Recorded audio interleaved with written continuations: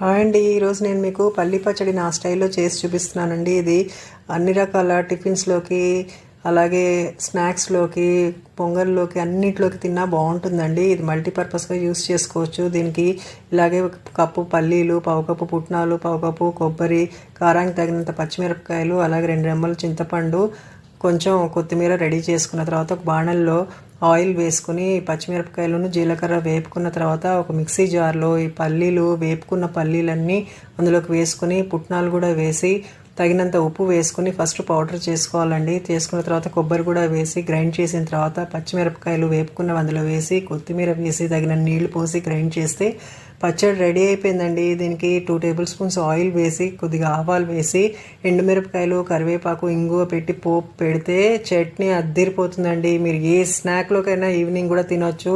మీరు కూడా ట్రై చేసి ఎలా వచ్చిందో కామెంట్ చేయండి, లైక్ చేయండి, సబ్స్క్రైబ్ చేయండి.